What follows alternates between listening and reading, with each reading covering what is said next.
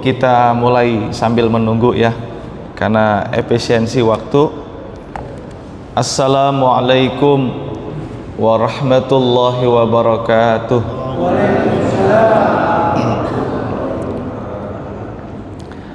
Alhamdulillah, wassalatu wassalamu ala rasulillah. Ashhadu an la ilaha illallah wahdahu la syarika lah, wa ashhadu anna muhammadan abduhu wa rasuluh.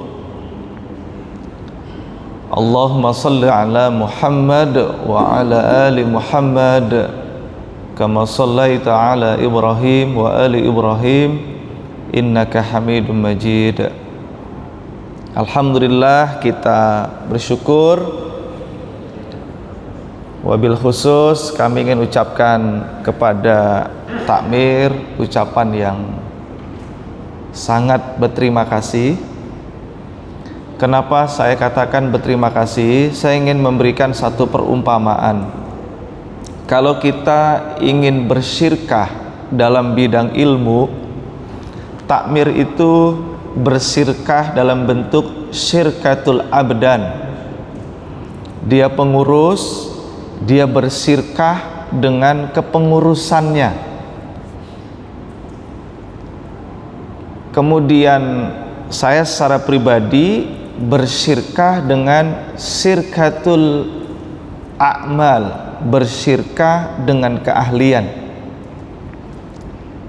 Bapak-bapak yang hadir itu bersyirkah dengan yaitu bersyirkah dengan waktu.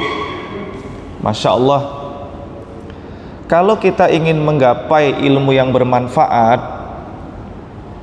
saya nggak punya ilmu, Ustaz. Itu bagian kita bersyirkah.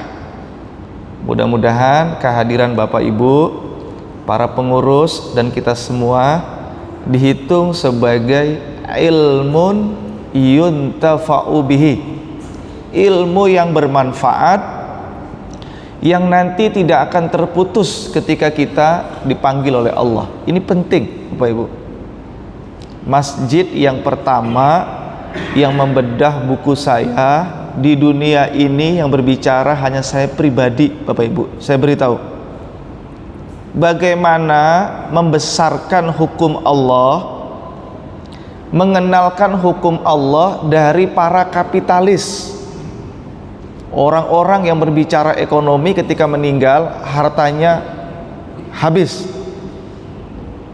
Ternyata waris dengan adanya petunjuk dari Allah, wabil khusus ilmu yang terus saya pelajari sepanjang 6 tahun ketika saya mengambil S3 di UNER, saya menemukan solusi penting di dalam persoalan waris. Kita bicara waris, bagian saya mana? Nih Bapak Ibu, kita bicara waris, besok saya dapat berapa? Kadang bapak-bapak dan ibu sekalian, rumah itu jangan dijual, itu loh rumah peninggalan bapak, gitu Ibu. Ya opo sebenarnya sawah ini itu nggak usah dijual, ini buat kenang-kenangan kita, itu Bapak Ibu. Masya Allah. Dengan izin Allah, alhamdulillah, saya sudah terbitkan bagaimana kita mengelola harta waris kita dengan pertanggungjawaban ilmu dan berdasarkan prinsip syariah. Saya bukukan buku ini Bapak Ibu itu karena ada ahli ekonomi di Surabaya, dia selalu minta, tolong dong Ustadz ilmunya buat kita. Sebentar, saya akan bukukan ilmu itu sehingga bisa dipertanggungjawabkan secara akademik. Ketua DSN MUI, beliau karena tahu betul isi buku ini, tolong dong saya yang dikirimi Ustadz gitu. Insya Allah Kiai, kalau nanti sudah dibukukan saya kirimi. Alhamdulillah beliau sangat support. Kenapa Bapak Ibu? Kita di Dewan Syariah Nasional Majelis Ulama Indonesia yang membuat fatwa terkait tentang lembaga keuangan syariah, lembaga bisnis syariah, lembaga perekonomian syariah hanya dipakai pada lembaga-lembaga tersebut. Masya Allah, dengan izin Allah karena memang saya fokus untuk bagaimana secara keilmuan persoalan waris, maka saya develop itu untuk kita mengelola harta waris. Ini nanti insya Allah kalau sudah ada laptopnya, Bapak Ibu akan saya gambarkan bagaimana kita sudah nggak lagi berbicara berapa bagian waris yang saya terima, tapi kita sekarang merubah pola pikirnya. Bagaimana kita mengelola harta yang ditinggalkan oleh orang tua kita, bekerja keras sepanjang hidup orang tua kita untuk mendapatkan aset, itu kita kembangkan, yang diperuntukkan seluruh keturunan orang tua kita hatta yaumil qiyamah, sampai hari kiamat. Kenapa Bapak Ibu? Anak-anak muda di bawah usia saya, betapa sulitnya mereka memiliki aset. Saya kira Pak Anas sama-sama saya dosen di Unmu Surabaya akan merasakan betul betapa kita sulitnya mencicil rumah. Kalau harga rumah itu 5 juta rupiah, bisa habis tuh Pak Anas. Bayangin Bapak Ibu, ini yang terus kita upayakan. Karena itu alhamdulillah dengan izin Allah, ini masjid yang pertama yang kita bersyirkah untuk mencari ilmu yang bermanfaat, dan saya berharap ini menjadi masjid yang kedua setelah Masjid Salahuddin di Sidoarjo, yang mereka sudah MOU dengan lembaga Saya Waris Center membentuk lembaga konsultasi waris untuk Bapak Ibu sekalian di sekitar perumahan ini. Besok Pak Anas mau bagi waris kemana? Datang ke masjid. Bapak Ibu ada persoalan waris kemana? Datang ke masjid.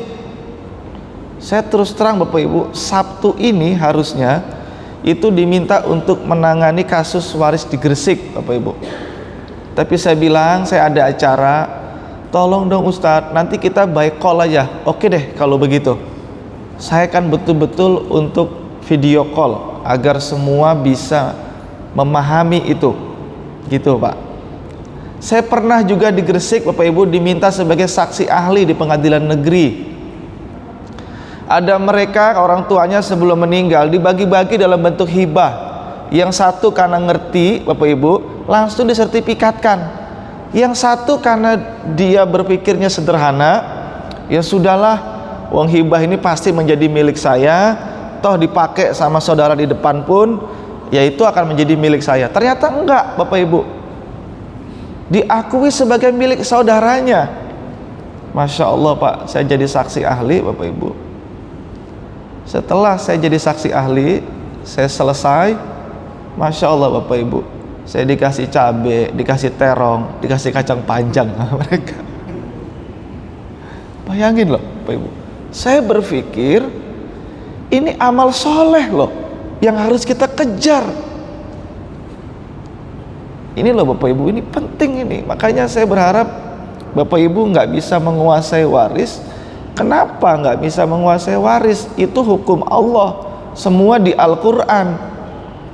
Saya ketika dibeli buku saya, salah satu Gus, dia pemilik pondok pesantren di Bojonegoro, Ustadz, ini merangkum semua mazhab enggak? Semuanya kepake karena pendapatnya Allah dalam Al-Quran. Bayangin Pak, semuanya kepake karena semuanya pendapat Allah dalam Al-Quran, nggak ada yang dipilah-pilah. Nah itu, nah ini gambaran-gambaran Bapak Ibu, mudah-mudahan ini nanti bisa memberi inspirasi buat bapak-bapak dan ibu sekalian untuk meliterasi, mengedukasi anak-anak kita semua. Kalau kita berbicara sejarah, saya ingin sampaikan kepada Bapak Ibu, kalau kita lihat Rasulullah Muhammad, sahabat-sahabat Nabi, itu ketika mereka wafat, tanpa mengurangi mereka peduli kepada orang lain untuk berbagi, itu mereka masih meninggalkan harta. Belum lagi kemarin kami sama-sama diskusi di Wonosalam, bagaimana kita berbicara wakaf produktif. rata-rata Bapak Ibu kalau kita wakaf itu tempat yang memang tempat itu sesungguhnya itu nggak produktif. Apa bisa lihat itu kalau kita berwakaf, ada usaha saya 5 yang jalan, 1 yang nggak jalan. Bapak Ibu saya tanya, yang diwakafkan yang mana? 5 yang jalan atau 1 yang nggak jalan? Coba Bapak Ibu, yang nggak jalan. Makanya kita berpikir kemarin, bagaimana orang berwakaf itu yang untungnya paling gede, gitu loh Ibu. Sehingga apa? Nazir itu nggak kesulitan ngelola itu. Saya develop Bapak Ibu salah satu harta waris itu saya kembangkan, ada yang namanya insyabul miras bil wakaf model, mengelola harta waris melalui instrumen wakaf. Contohnya Bapak Ibu, Bapak pernah ke Gresik, ada Masjid Ahmad Dahlan? Ya. Kenapa masjid itu tetap hidup dan rame, didatengin banyak orang, tetap bersih?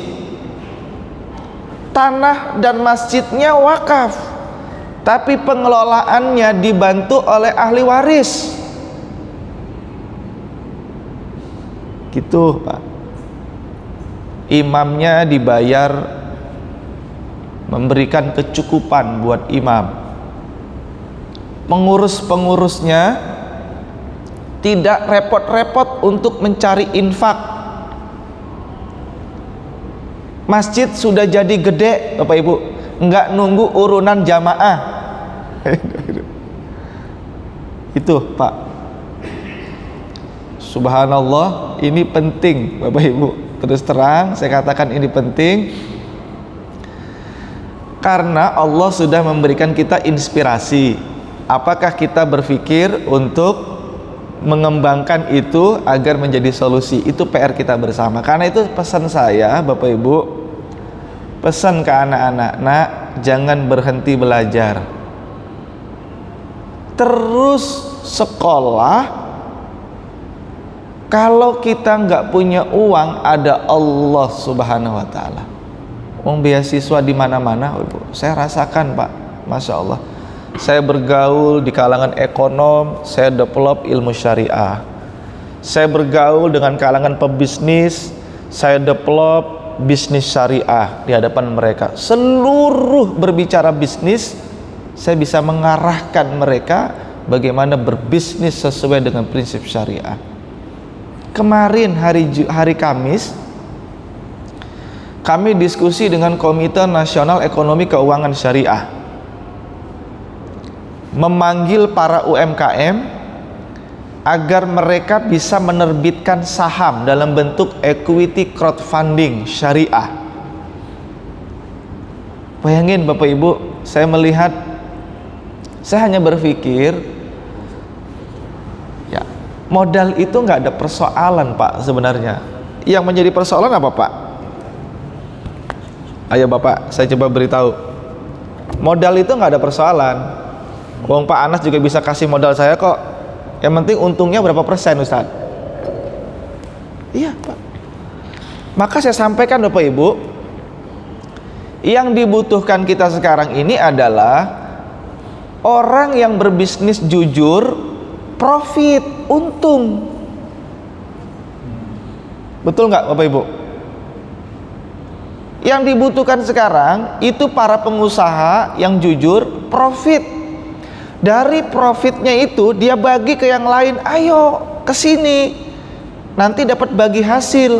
Gitu Pak. Yang ada Pak, orang sudah berhutang, kegencet mau bayar hutang, baru butuh duit. Usahanya bangkrut, baru ngajuin pembiayaan. Ya susah. Makanya Pak Ibu, ayo ciptakan para pengusaha-pengusaha itu. Oke, kita ke sini Pak. Saya ingin pandu, nanti kita biar lebih runtut. Saya jadikan di depan ini Pak, pada tanggal 8 Juli 2023 menjadi saksi keterlibatan kita dalam mendakwahkan hukum kewarisan Islam dan keluarga di dunia. Inilah ilmu yang bermanfaat bagi kita semua. Orang yang saya pandang yang mereka punya kontribusi untuk membaca buku yang saya tulis, satu, ada Ketua Kamar Agama Mahkamah Agung. Beliau seperti orang tua saya, namanya Prof. Amran Suwaidi. Dulu pernah jadi dosen kita, Panas. Karena beliau ingin jadi guru besar, kita belum akreditasinya unggul, maka kita oper dia ke UIN Sunan Ampel. Jadilah guru besar. Dia bikin komen, Masya Allah, ini penting buat para praktisi pengadilan, pengacara, dan yang lainnya. Yang sebelahnya itu abang saya, karena kita dakwah di ekonomi Islam di tingkat nasional, namanya Dr. Sultan Emir. Beliau sangat diakui kepakaran ekonomi Islamnya. Saya pingin tolong berikan pengantar bang buku saya, silakan berikan penilaian yang clear bagaimana buku itu. Dia komen, ini penting buat kita. Nih Bapak Ibu, alhamdulillah 10 tahun lebih saya berdakwah untuk melihat bagaimana masyarakat praktek kewarisan. Persoalannya apa? Jujur Pak, saya tahu betul persoalan waris yang ada di masyarakat, karena hampir setiap hari saya menyelesaikan persoalan waris. Yang lebih bersyukurnya Bapak Ibu, saya selalu mendapatkan amal soleh. Itu yang paling penting. Makanya Ustadz yang imam tadi, tolong belajar, jangan tinggalkan ilmu ini, karena gampang. Saya beritahu, gampang sekali Bapak Ibu ya. Yang bikin sulit itu karena nggak mau belajar, nggak mau buka, padahal semuanya gampang sekali. Ini yang sebelah kiri itu Kiai Hasanuddin, itu ketua DSN MUI. Itu kalau di nasional orang akan patuh dengan beliau, karena dialah muftinya untuk ekonomi Islam. Yang sebelah sana itu seorang ahli matematik, saya sampaikan Bapak Ibu, itu Pak Ridwan. Kalau di kelompok non muslim itu ada siapa, Prof yang matematika yang olimpiade internasional, yang dia orang-orang Papua di olimpiade dimenang-menangkan itu. Ini yang muslim tampil Pak Ridwan, dengan dia gunakan metode seikhlasnya. Dia sekarang masuk anggota Dikdasmen pimpinan pusat Muhammadiyah, mengajarkan olimpiade internasional. Dia menang juara internasional, metode seikhlasnya. Bayar silakan, nggak bayar nggak apa-apa. Bayangin Pak, saya dikasih buku, dia nulis buku suprarasional. Saya kaget Pak. Yang kita bicarakan terkait iman dan takwa, itu beliau bicarakan, itulah berpikir suprarasional. Orang yang bertakwa dapat rizki dari arah yang gak pernah disangka. Orang yang bertakwa akan Allah berikan solusi dari setiap persoalannya. Itu Bapak Ibu yang dibicarakan seorang ahli matematika, orang internasional. Ada yang namanya Jeffrey Lang, profesor matematika internasional. Dia masuk Islam gara-gara baca Al-Quran surah Al-Baqarah ayat 30. Namanya Prof. Jeffrey Lang. Bayangin Bapak Ibu, maka kita harus semakin kuat keyakinan kita terhadap agama yang sudah diberikan kepada kita. Oleh karena itu Bapak Ibu, apapun yang terjadi ada Allah Subhanahu wa taala. Apapun yang terjadi ada Allah Subhanahu wa taala. Kita sabar, bentar lagi rezeki Allah akan datang. Terus terang Pak, ini bagi anak-anak muda sekarang ini dibutuhkan, termasuk Bapak Ibu sekalian, karena persoalan-persoalan di masa pensiun juga akan dihadapi itu. Tapi ketika Bapak Ibu dekat dengan Allah, ke masjid, kembali kepada Allah, dia tenangkan generasinya, dia berkumpul dengan orang-orang yang soleh, dia persiapkan untuk besok menghadapi panggilan Allah agar husnul khotimah. Nah itu Pak.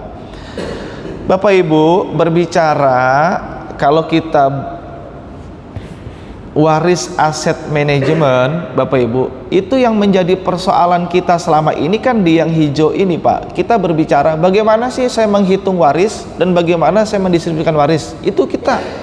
Maka jadi persoalan berebut Pak. Bagian saya berapa? Saya dapat berapa? Itu yang menjadi persoalan.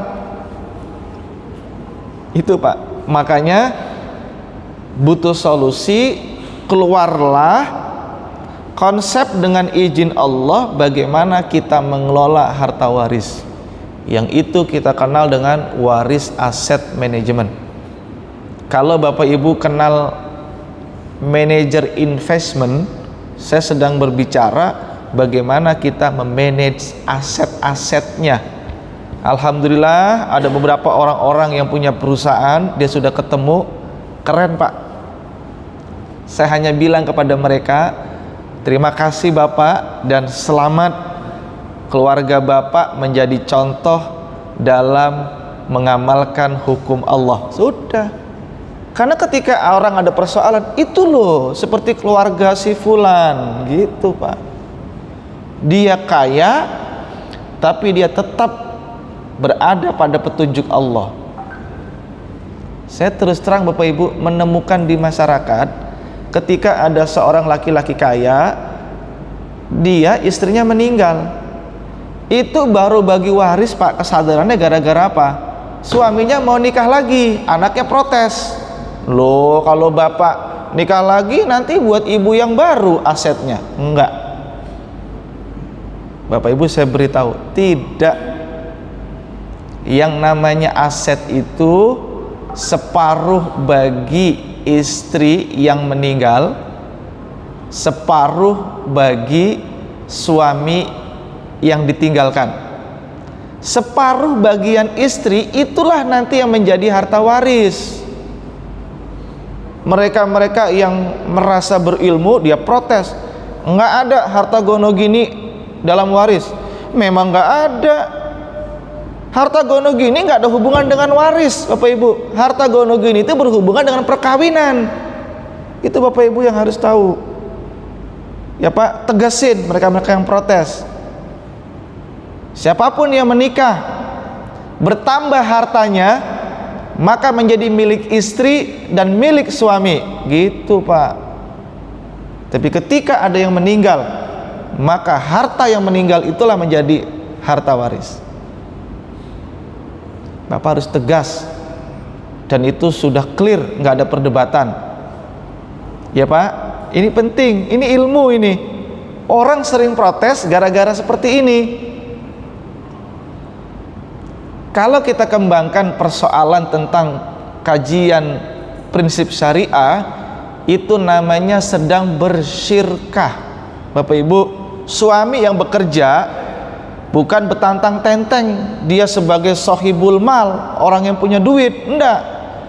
Istri itu dia punya amal, keahlian sebagai istri, sebagai ibu rumah tangga, sebagai pendidik, sebagai pelayan, itu amal. Maka Bapak Ibu, bersyirkah itu bisa syirkatul mal, syirkatul a'mal, syirkatul abdan. Bagaimana pembagian keuntungannya Ustadz? Kalau tidak ada kesepakatan, kembali kepada hadis Nabi, nisfu nisfu, separuh separuh. Gitu Bapak. Tapi kalau ada perjanjian perkawinan, nah ini Pak, kan lagi tren para artis, sudah ada diakomodir. Karena sebelum menikah dia punya aset, Bapak Ibu, dia tulis dulu, saya bawa rumah ABC, istrinya bawa rumah ABC. Padahal Pak, yang namanya harta bersama itu bukan harta bawaan. Harta bawaan milik yang bawa, gitu loh Bapak Ibu. Harta bersama itu bertambahnya harta, bertambahnya aset ketika mereka setelah menikah. Berakhir ketika ada salah satu yang gitu ilmunya Pak. Ini sederhana, kadang tidak diketahui oleh kita. Nah ini karena itulah Bapak Ibu, Masya Allah, Alhamdulillah, saya keluarkan konsep dengan bahasa Arab, karena ini harus menggunakan bahasa Arab. Dengan istilahnya waris aset manajemen itu adalah insiabul miras. Jadi dia gerakan harta waris itu, sehingga apa? Punya nilai ekonomi dan sifatnya sustainable. Sekarang kita pernah dulu, kalau kita pembisnis, coba dong recovery bisnisnya gimana gitu kita, sehingga bisnis kita itu sustainable, tidak berhenti gitu Pak. Kita sama Bapak Ibu, ketika orang tua kita punya aset, ketika beliau sebagai pengelola meninggal, apakah ini akan berhenti bisnisnya atau berkelanjutan? Itu di sini poinnya. Alhamdulillah Bapak Ibu, saya lihat ini contoh-contoh yang saya temukan. Keberlanjutan itu bahasa Inggris sustainable, bahasa Arabnya barokah. Walaupun ada seorang profesor, dia komen kepada saya, Ustadz, dalam bahasa Inggris, kamus bahasa Inggris, kalau kita sustainable tidak ada menjelaskan barokah. Iya, karena mereka nggak kenal barokah itu apa. Coba Bapak Ibu buka open bahasa Arab. Barokah bimakna yang pertama az-ziyadah, bertambah. Harta itu harus bertambah. Yang kedua an-nama, tumbuh. Coba Bapak Ibu, sesuatu bertambah dan tumbuh, sustainable nggak? Itu dia. Walaupun ada ahli dalam bidang bahasa Inggris, tapi saya tetap menggunakan bahasa Arab, karena bahasa Arab diinspirasi dengan pemikir-pemikir muslim tadi itu, sehingga dia menggambarkan dengan prinsip-prinsip yang ada. Ini Bapak Ibu, yang pertama sustainable, nilai-nilai luhur tentang berbagi, berinfak, sedekah, wakaf, yang menjadi nilai sosial yang terkandung dari harta waris. Orang tua Bapak Ibu, Bapak ketika ada orang tua yang meninggal, yang paling pertama kali ditanya itu bukan bagian kita berapa. Kemarin Bapak semasa hidup itu menolong siapa saja. Coba Ibu, beda nggak yang terjadi sekarang? Apa yang terjadi Pak? Sustainability berbaginya orang tua,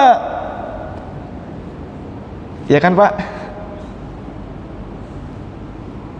Sehingga ketika orang tua meninggal, harta yang ditinggalkan itu digunakan untuk tetap berbagi, tapi hartanya nggak habis. Subhanallah Bapak Ibu, ini harus kita sama-sama pikirkan apa yang sudah kita peroleh dan apa yang nanti akan kita tinggalkan. Ya Bapak Ibu, ini yang pertama. Yang kedua, fungsi kewarisan itu untuk mewujudkan keseimbangan ekonomi dan distribusi harta secara merata, serta mencegah akumulasi konsentrasi harta pada anggota keluarga tertentu. Artinya merata itu bukan dibagi rata, tetapi ini bahasanya adalah keadilan sesuai dengan kewarisan. Dia secara proporsional. Nah, karena itu Bapak Ibu, nanti saya berikan sedikit. Yang lebih penting lagi nomor 3 Pak, tradisi berbisnis. Saya meneliti di Gresik Bapak Ibu, Masya Allah, dari para pelaku-pelaku ekonomi yang itu sudah berjalan hampir 30 tahun lebih, banyak model Pak saya temukan. Ada kesadaran anaknya. Terus siapa Ustadz yang membantu usaha Bapak kalau bukan kita? Ternyata Pak, anak-anak yang punya keikhlasan begitu, kalau boleh saya mau berikan note, mereka lah yang menjadi penerus pengelola orang tuanya. Yang main-main, yang nggak ingin tahu, dialah yang protes Pak, minta bagian. Betapa kita harus menjadi anak yang soleh di dalam keluarga kita. Itu Pak. Makanya Bapak-bapak, ini harus, apakah kita menjadi anak yang soleh untuk orang tua kita, kembali kepada kita semua. Alhamdulillah Bapak Ibu, ini akan menjadi bekal kita. Bisa jadi Allah memberi kesempatan, kitalah yang diberi ilmu oleh Allah untuk mendakwahkan mereka-mereka semua. Maka jadilah pembaharu di dalam keluarga kita masing-masing. Itu Bapak Ibu. Apalagi persoalan bisnis Pak. Nah, kalau nggak punya uang, itu loh kepamannya Bapak. Ada nggak Pak yang begitu sekarang? Nggak ada. Coba Bapak Ibu di keluarga besar, keluarga almarhum Bani Fulan, siapapun yang butuh duit silakan kontak keluarga kami. Ada nggak yang begitu Pak? Ya nggak ada. Yang ada ngumpet-ngumpet. Boleh nggak saya pinjam uang? Nggak ada. Padahal uangnya banyak di rekening itu. Karena nggak kita pikirin itu Bapak Ibu. Bapak kan nggak tahu kalau ada keluarganya yang kena riba, kena rentenir. Bapak nggak tahu. Coba aja Pak kita yang kesulitan, yang sekarang mereka nggak punya apa-apa, dia terus doa karena dia beriman, dia nggak minta Bapak Ibu. Coba Pak. Ya memang saya ngalami juga Pak, tapi saya dengan istri, bismillah, kita membantu pasti Allah akan bantu lagi. Terus alhamdulillah kami menjalani hidup Bapak Ibu, nggak pernah akhirnya kita ada kesulitan kalau kita yakin ada Allah. Ini versinya anak muda ya Pak, di usia saya ini. Kalau bapak-bapak yang di atas 50 tahun harusnya sudah punya aset, sehingga aset itu tinggal bergerak terus. Kalau belum, terus kita berupaya Pak. Saya berpikir Bapak Ibu, mungkin Pak Pri tahu, kalau kita menjual makanan ribuan, untungnya cuma 1.000, mereka menjual aset, menjual sesuatu, untungnya ratusan juta Pak. Gitu Bapak Ibu. Ini harus kita bersama-sama. Ini para peneliti Bapak Ibu, dia sudah komen, ini loh waris persoalan terjadi. Nggak terjadi waris itu berjalan baik. Konflik antara si kaya dengan yang miskin terjadi, persoalan waris menjadi penyebab pembunuhan juga dipotret oleh para ilmuwan dunia. Ini ilmuwan dunia loh Pak Ibu. Saya kalau di kampus, di samping saya mengajar mata kuliah yang pertama hukum kewarisan Islam, yang kedua kita belajar mata kuliah hukum kewarisan di dunia Islam. Bapak Ibu, saya beritahu, hanya Indonesia yang tatanan hukumnya itu lengkap, tetapi banyak di antara kita kurang mempraktekkan itu. Di mana masalahnya? Hampir setiap keluarga memiliki persoalan waris. Gitu Pak. Ini harus kita syukuri bareng-bareng Bapak Ibu, kalau enggak berbahaya. Kewarisan menjadi penyebab sengketa terbesar kedua setelah perceraian. Itu data. Membagi waris sebelum adanya kematian itu terjadi Bapak Ibu dengan iming-iming saling rela. Itu persoalan loh Bapak Ibu.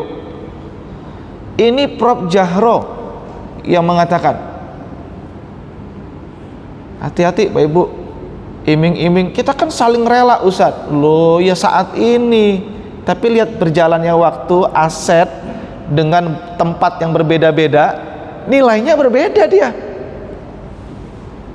Makanya jadi persoalan Pak, ketika kita punya sebidang tanah, kita bagi 4. Apakah itu adil? Contoh Pak, yang depan di depan jalan, yang 2 di belakang jalan, adil nggak Pak? Nggak adil. Nah gitu Pak, makanya ambil hukum waris Islam. Saya menemukan jawaban Bapak Ibu, ketika ada konflik waris Islamnya diterapkan, berhenti konfliknya. Itu Pak, yang nggak bisa tidur sampai tidur Pak. Kemarin waktu saya saksi ahli di pengadilan negeri Pak, itu mereka nggak bisa tidur setiap hari. Saya bilang, Pak, tidur, wajib tidur. Bapak kalau nggak tidur berarti Bapak menzolimi diri sendiri. Terus Pak tidur, nggak bisa Ustadz. Bayangin Pak, ini bener loh Bapak Ibu.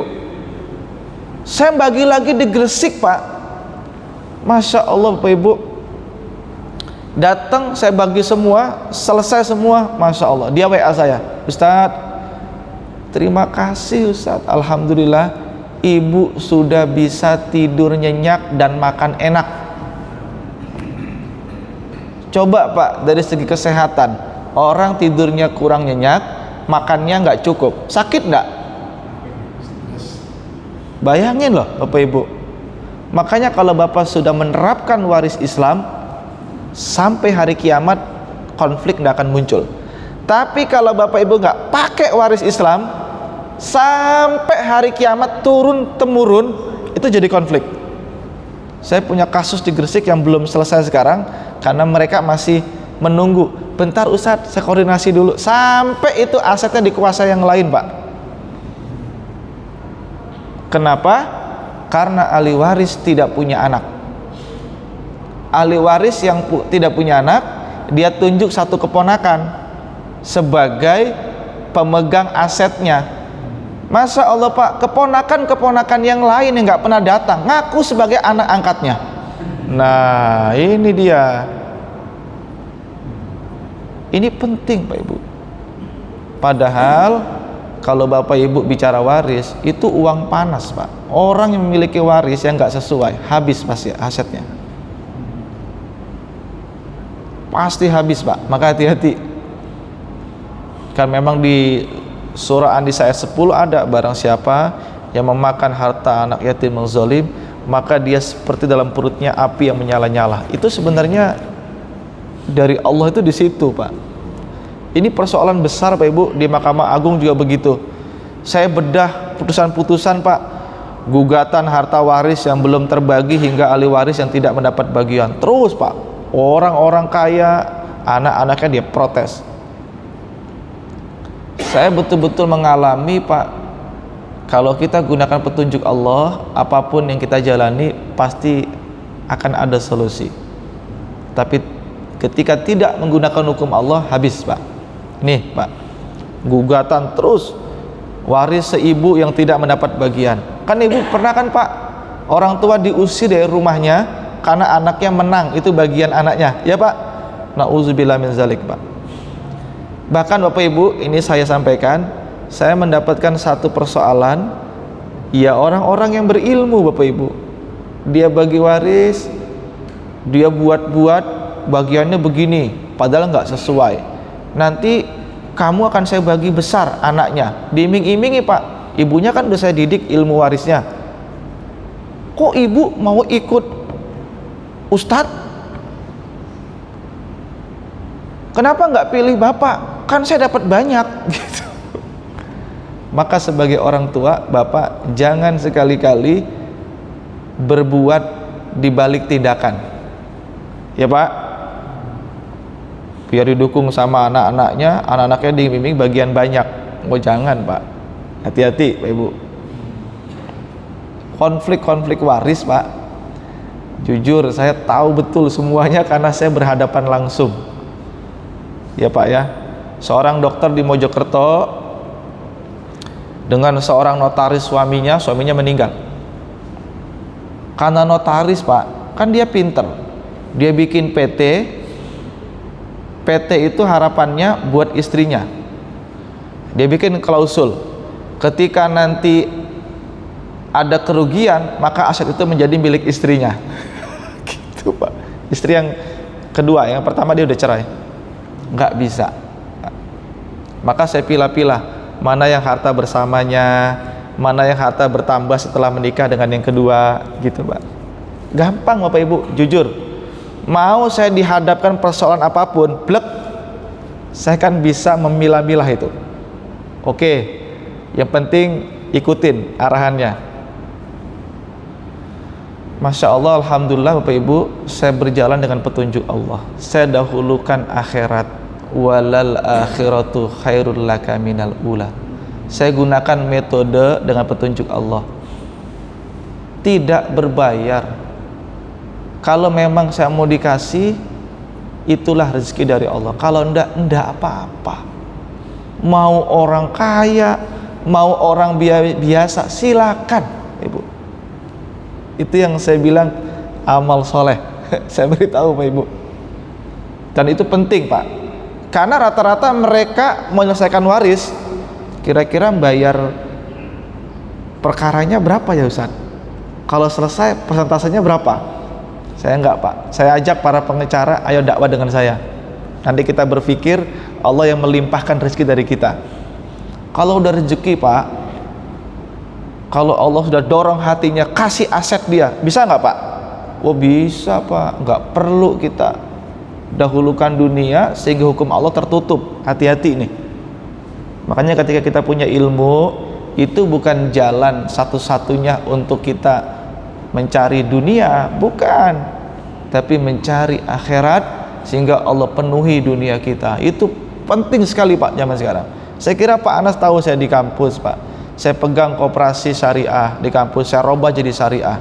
Masya Allah Pak, semua karyawan, semua dosen, tolong dong Ustaz, saya butuh ini. Saya. Makasih Ustaz. Masya Allah, bahagianya Pak Anas bisa membantu orang. Walaupun kita nggak punya uang, tapi kita punya lembaga untuk bantu mereka. Masya Allah Bapak Ibu, benar-benar Pak, amal solehnya luar biasa. Kalau kita benar-benar sudah masuk di ruang-ruang begitu Pak, senang Masya Allah ketemu mereka. Ini Bapak Ibu ya.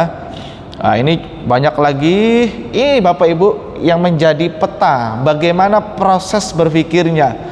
Kalau kita pangkal waris itu Al-Quran dan hadis Bapak Ibu. Yang di bawah itu menjadi hukum waris Islam yang kita kenal dengan ilmu faraid, yang di dalamnya ada ilmu tentang distribusi harta waris, itu ketentuannya. Tapi dengan adanya ilmu Bapak Ibu, saya amati, loh kok di masyarakat ada yang direct distribution, ketika ada yang meninggal dibagi Pak waris itu. Ada yang dia ketika ada yang meninggal indirect distribution, nggak dibagi Pak. Loh kalau nggak dibagi, siapa yang bertanggung jawab terhadap aset waris itu? Gitu Pak, ya kan Bapak Ibu? Loh kalau ada yang minta gimana ini? Siapa yang menjadi manajer investmentnya di situ? Gitu Pak. Maka saya rumuskan, butuh ada pengelolaan harta waris. Pengelolaan harta waris Bapak Ibu, kita lihat bagaimana perilaku pengelolanya. Seorang ahli waris yang mengelola harta waris itu gimana perilaku mereka. Lalu kita lihat bagaimana pengelolaannya. Gitu Bapak Ibu. Memberikan keuntungan atau kerugian. Memberi keuntungan kepada satu pihak waris saja, ahli waris saja, atau kepada seluruh ahli waris. Banyak kasus Pak di Gresik, orang yang kaya-kaya yang sebelumnya paham agama, tapi ketika beliau sudah meninggal, anaknya nggak dididik. Yang terjadi Bapak Ibu, konflik. Padahal Pak, anak-anaknya itu ya orang-orang banyak yang berdakwah juga. Ada ustadz datang ke kampus, sama konsultasi, Ustadz, ayo datang ke kampus saja sudah. Saya bagi Pak, dia bilang, semudah ini Ustadz waris itu. Lah iya ini waris. Subhanallah, dia bilang Pak, 20 tahun dia berdakwah, ternyata ini jawabannya. Bayangin loh Bapak Ibu, lah selama ini gimana memahami waris? Saya nggak paham itu. Kaget-kaget Pak beliau. Sekarang nggak datang lagi karena sudah selesai. Bagi saya Bapak Ibu, yang penting masyarakat kita sebagai seorang muslim Pak, saya sedang berdakwah Pak. Mahkamah Agung itu sedang menjadikan hukum waris nasional. Bagaimana kita umat Islam, ya Pak, saya beritahu, itu menjadi rujukan. Itu loh seperti muslim kalau bapaknya meninggal, itu loh cara mengelolanya. Ini loh Pak, buku yang saya tulis itu sebenarnya. Oh itu loh ada hukum Islam gitu Bapak Ibu. Ini Pak, Masya Allah, Alhamdulillah dengan izin Allah saya berhasil meramu itu dengan malam-malam, kadang jam 2 saya baru tidur. Yang lain main-main, saya terus nyoba lagi, mikir kemana ini arahnya terus. Itu keren Pak Anas. Mungkin orang nggak ngelihat karena nggak ada ngebaca untuk melihat konsep-konsepnya. Tapi ketika dia sudah tahu Pak, pasti dia beli Pak. Terus terang karena dikejar. Saya mohon maaf Bapak Ibu, buku ini bukan persoalan untuk jualnya, bagi saya itu kecil. Tapi bagaimana Bapak kalau besok menghadapkan waris, nih pedomannya, gitu loh Ibu. Ngapain kita ribut? Karena saya banyak menemukan ketika di Probolinggo Pak, Ustadz, saya pokoknya pingin rumah ini itu jadi rumah rujukan. Gitu Pak. Ya sudah, ditata secara baik, musyawarahkan secara baik, kelola secara baik. Ada Pak yang punya aset yang banyak, dia lepas. Kenapa Pak? Saya nggak mau tahu Ustadz, pokoknya silakan. Jangan Pak, jangan. Kalau Bapak punya kemampuan mengelola bisnis, bantu harta waris itu. Saya menemukan Bapak Ibu ada seorang petambak di Gresik. Mereka Pak mengelola harta warisnya dalam bentuk tambak. Karena tambak itu kan panennya bisa 3 bulan Pak. Dia sewa tambak orang lain untuk memenuhi operasional tambak warisnya. Saya bilang good. Gitu Pak, top. Kenapa Pak? Dia bilang ini amanah dari orang tua Ustadz. Masya Allah Bapak Ibu, Bapak anak yang soleh Insya Allah.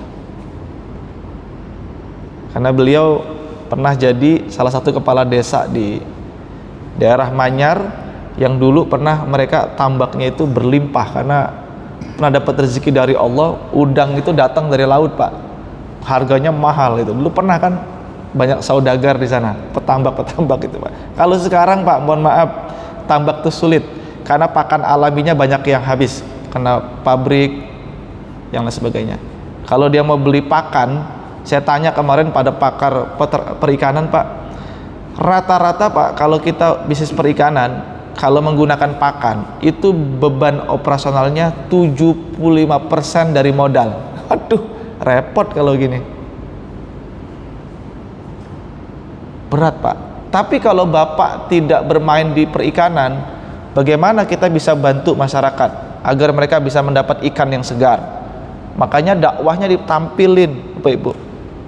Bismillah Ustadz, walaupun kecil dengan izin Allah saya memberikan manfaat kepada masyarakat biar masyarakat punya protein. Gitu Bapak Ibu. Makanya dalam bisnis syariah itu bukan profit yang kita cari, benefit.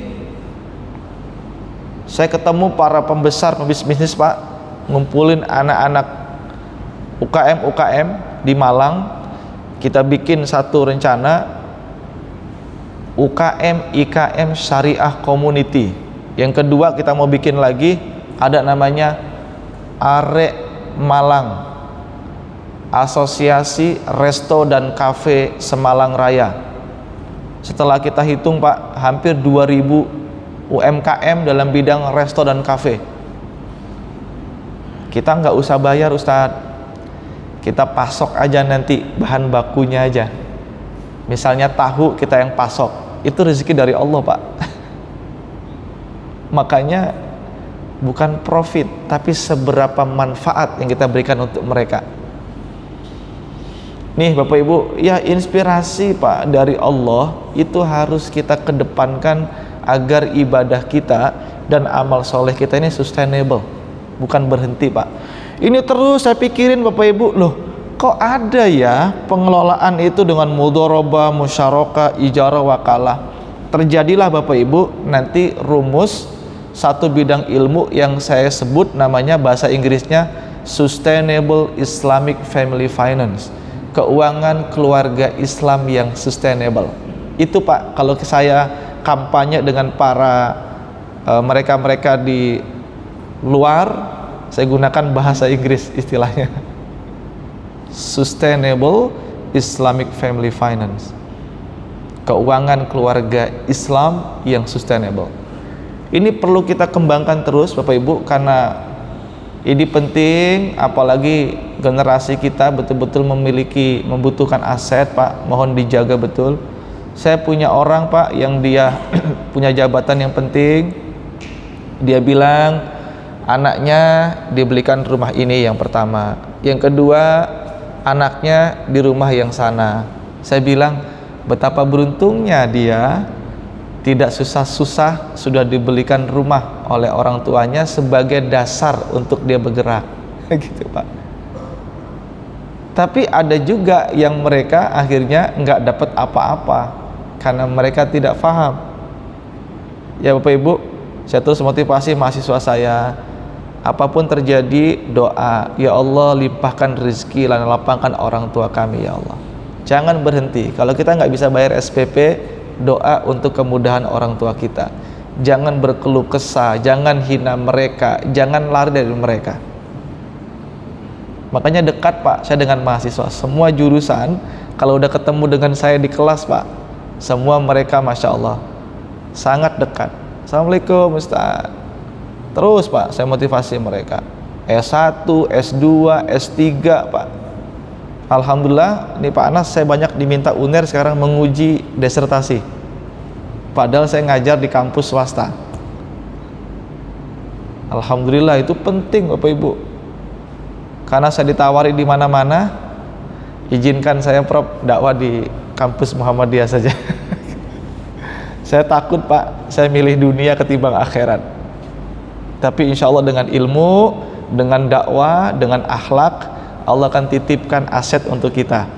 Ini Pak Ibu, ini sedikit Pak saya ingin sampaikan. Karena itu masyarakat dituntut menjalankan perannya dalam menciptakan keadilan distribusi dan mempersempit kesenjangan ekonomi dengan mengaktifkan hukum waris sebagai jaminan terhadap keluarganya. Ini yang menjadi PR. Saya percepat Bapak Ibu, ini konsep-konsepnya. Nanti saya ingin berikan contoh Pak, ini model-modelnya. Jadi gini Bapak Ibu, ada contoh pengelolaan harta waris. Saya beri contoh Pak, ini kan pengelolaan harta waris Pak di sini. Itu karena memang dipengaruhi oleh orang tuanya. Besok perusahaan ini dikelola ya, gitu Pak. Itu namanya sistem keluarga yang sudah mempengaruhi ahli waris. Akhirnya apa Pak? Ahli waris tergerak di sini, muncullah perilaku pengelolaan harta waris individu, terjadilah pengelolaan harta waris. Saya temukan di masyarakat Pak, enggak Pak, individu sendiri. Ya apa nih? Kalau emas yang ditinggalkan sama orang tua kita, kita bagi-bagi, berhenti nih usaha Bapak yang dulu Bapak dari jadi karyawan sampai punya toko emas gitu Pak, ayo kumpulin lagi gitu Pak. Saya bilang wah hebat ini.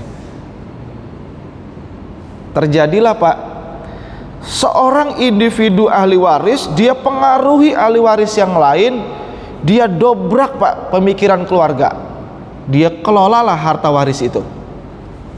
Ini Pak saya develop dari teorinya orang barat. Loh ternyata mereka sudah berpikir begitu Pak. Saya tarik untuk mendevelop bagaimana waris. Hebat Ibu. Karena itu Pak, sepanjang teori itu tidak bertentangan terhadap Al-Quran dan hadis, kita tidak boleh mengabaikan itu. Ya Pak, saya gunakan konsep namanya, qaidahnya taisirul manhaji.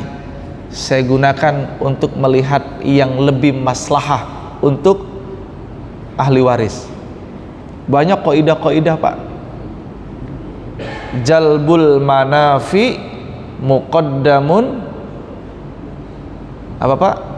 darul mafasid, menciptakan maslahah, mengedepankan untuk meninggalkan kerusakan. Wah, ini keren Bapak Ibu kalau kita bicara kaidah fikhiyah. Semua ditopang dengan konsep-konsep yang benar-benar sesuai dengan prinsip. Di sini Bapak Ibu, saya ingin sampaikan sedikit. Pengelolaan harta waris itu butuh kemampuan, keterampilan, latar belakang dari ahli waris, pengalaman ahli waris. Makanya anak-anak kita Pak, nak, belajar berbisnis. Jangan hanya menjadi konsumen. Bapak pesan, nak, walaupun kamu sekuliahnya agama, tolong pelajari bisnis. Orang-orang kaya sekarang Pak, itu karena dari sekarang dia udah belajar. Tapi yang taat ya Pak, bukan yang nggak taat. Yang kita contohkan di kampus, kita sudah ada pengembangan entrepreneurship. Walaupun kita hanya bisa, paling tidak dia berjiwa entrepreneur, menjadikan tantangan menjadi peluang. Ini terus Pak kita galakan. Mudah-mudahan nanti tumbuh. Kepemimpinan keluarga menjadi penting Bapak Ibu, pembinaan keluarga. Dari sekarang saya pesan Bapak Ibu, tolong Bapak panggil anak-anaknya. Nak, besok kalau ada Bapak Ibu yang meninggal, kita punya hukum waris. Waris itu bukan hanya dibagi, nak, dikelola sehingga keturunan-keturunan Bapak semuanya punya aset, gitu Pak. Ini Pak ya, kepemilikannya milik bersama ahli waris, jumlah kepemilikannya berdasarkan kewarisan Islam, dikelola berdasarkan bisnis syariah, keuntungannya dibagi menurut waris itulah teorinya Pak. Akhirnya Bapak Ibu tidak melanggar hukum waris, tapi sesuai dengan prinsip. Apalagi di situ ada kemaslahatan yang kita kembangkan. Ayo beri contoh ya Pak, kalau kita masing-masing. Kenapa Bapak Ibu? Kita sedang bertaruh sekarang dalam berdakwah, bagaimana kita sebagai umat Islam ketika memiliki aset. Apakah aset itu betul-betul berkembang? Ya rata-rata Pak, kesimpulan yang saya temukan, bentrok itu Pak terjadi itu kalau sudah generasi yang kedua, sudah mulai cucu-cucunya nggak punya kemampuan. Bisa nggak saya bekerja di perusahaannya kakek? Gitu Pak. Gimana Bapak Ibu menghadapi itu?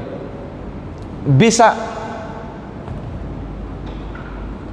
Apapun keahlian dari ahli waris, yang penting dia punya keterlibatan sesuai dengan kemampuannya. Tapi yang terjadi Pak, enak aja, wong nggak punya kemampuan apa-apa kok mau bergabung di perusahaan, gitu Pak ya. Bapak tahu nggak sekarang kita BUMN Pak, ketika ada orang yang disabilitas kemudian dia boleh diterima, tahu nggak Pak Ibu? Ya itu inspirasinya. Artinya Bapak Ibu, ada kalanya kita membutuhkan skill dari karyawan, dan ada kalanya kita bantu karyawan itu agar dia punya kecukupan. Nah itu Pak berpikirnya, itulah bisnis syariah. Makanya saya titip Bapak Ibu jadi model ya Pak di masyarakat melalui harta kita. Saya titip betul Bapak Ibu, ini kalau kita sudah tahu ilmunya Pak, kalau kita nggak praktekan, mubazir Pak di hadapan Allah. Yang harusnya kita menciptakan amal soleh, kita malah menyebabkan masalah. Hati-hati Pak. Bapak Ibu, besok kita berupaya sama-sama, kita semua nanti menjadi ahli surga ya Pak ya. Kita semua jadi sahabat surga besok, insya Allah. Bapak Ibu, kalau kita sudah bicara harta Pak, masuk keren Pak. Ada satu contoh di Middle East, Timur Tengah. Dia mendirikan perusahaan Pak, dia cari pihak yang ke-10, nggak ketemu Pak. Dia hadirkan pihak yang ke-10-nya Allah Subhanahu wa Ta'ala. Gitu Pak. Artinya apa? Setiap keuntungan perusahaan 10% buat umat. Keren nggak Pak? Karena dia sedang bersyirkah dengan Allah, setiap tahun yang ke-10 itu milik Allah, bertambah asetnya 20%, 30%, sampai pada akhirnya Pak, aset itu menjadi 100% milik yang ke-10, yaitu Allah Subhanahu wa Ta'ala.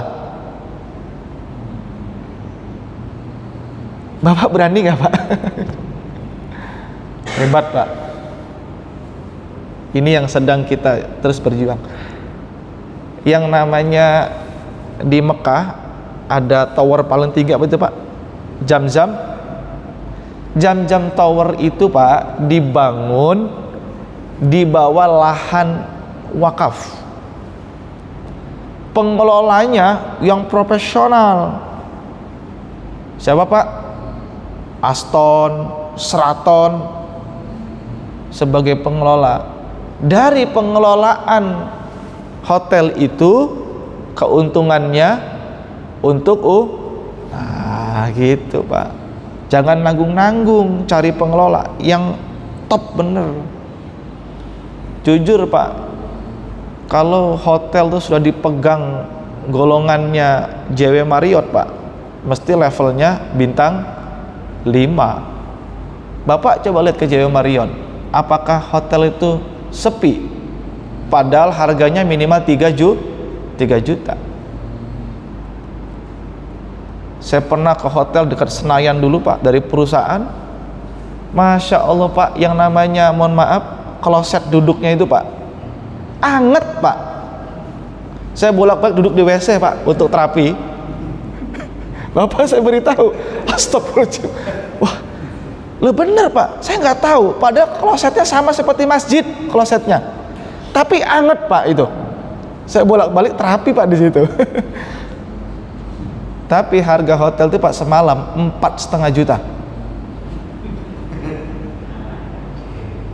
Saya waktu itu janjian dengan investor dari China, dia dari Thailand, Singapura, diminta ketemu di hotel itu.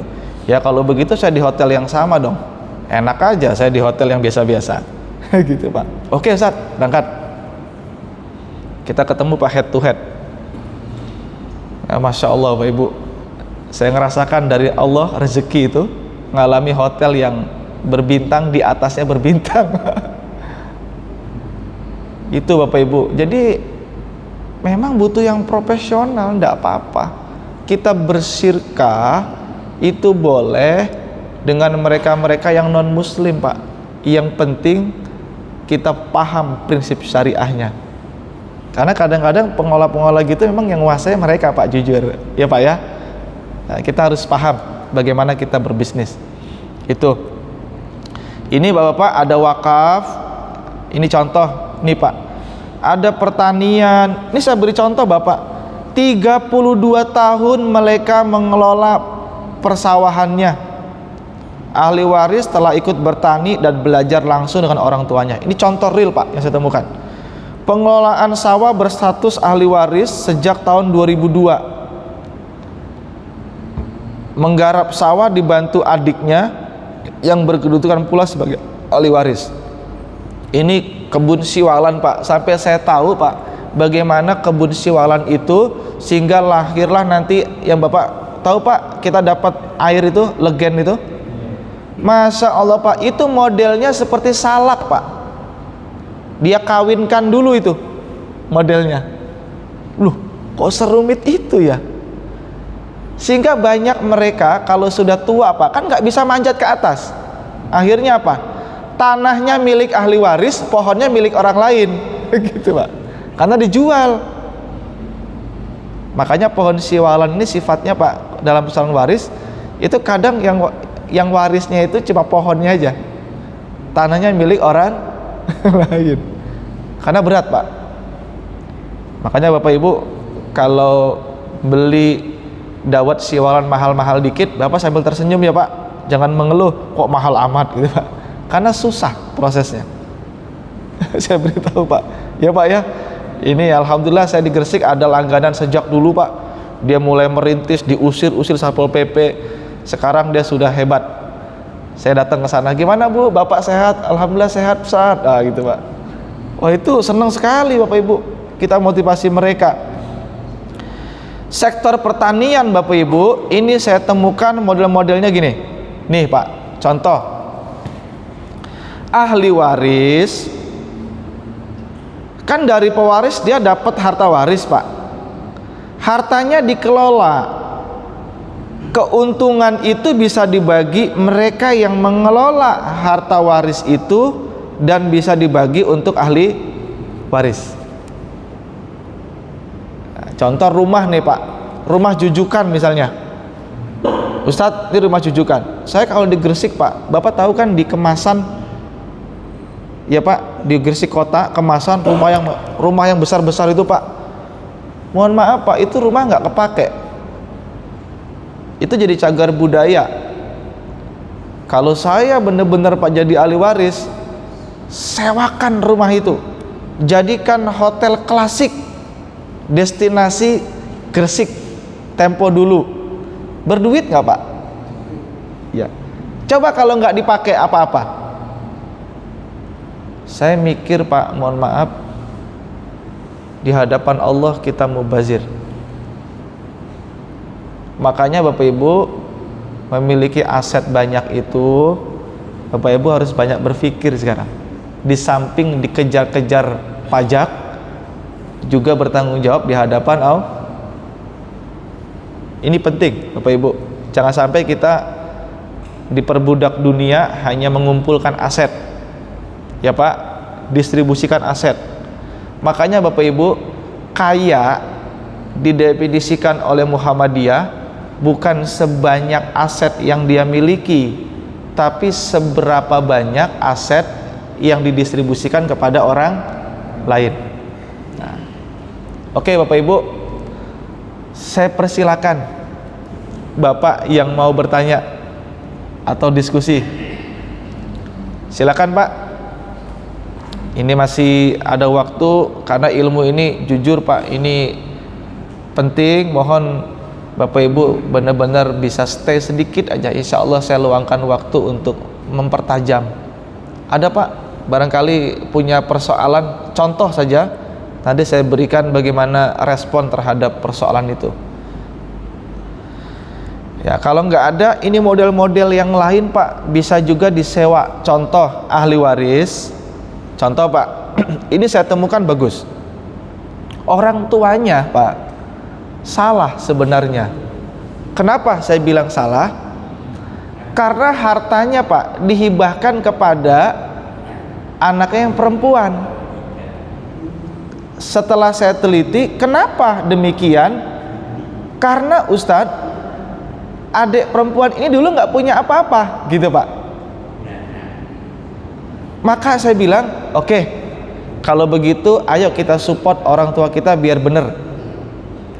Tetap ini diakui sebagai hibah, tapi sesungguhnya ini ahli waris, harta waris. Si pewaris ini Pak, si ahli waris ini Pak, dia siap menyewa sawah itu agar apa? Sawah itu produktif, punya keuntungan. Keren gak Pak? Keren. Hebat Pak. Kenapa? Seorang kakak laki-laki dia gentle. Saya akui Ustadz, kan dulu saya sukses. Sekarang karena usaha saya bangkrut, ya saya harus terima. Maka karena saya punya keahlian, saya sewa, sehingga nanti keuntungannya sepertiga untuk adik perempuan, sepertiga untuk dia sebagai pengelola, sebagai penyewa, sepertiganya untuk pengembangan usaha. Itu Pak, saya menemukan inspirasi sesungguhnya dari masyarakat sendiri. Nih, yang ketiga Pak, kan asetnya banyak, ya Pak ya. Aset yang pertama dia kelola sendiri dengan konsep mudharabah. Aset yang berikutnya dia sewakan ke pihak lain Pak. Artinya apa? Semua aset peninggalan orang tua produktif, nggak ada yang diem. Hebat saya bilang. Maka saya sebut namanya insiabul miras bin nafsi wal ijarah. Gitu Pak. Wah, keren ya gitu Pak. Yang kayak begini-gini lah Bapak Ibu. Kiai Hasan itu dia, wah, saya yang bikin fatwa kok Mas Dian yang praktekin gitu. Makanya beliau minta betul buku itu. Kemarin saya kirim sampai di foto. Makasih Mas Doktor, dia bilang Pak. Kenapa Pak? Beliau banyak menghadapi persoalan waris. Pingin nunjukin ini loh solusinya gitu Pak. Alhamdulillah kita menyambung ilmu yang bermanfaat Pak. Monggo Pak, silakan. Udah.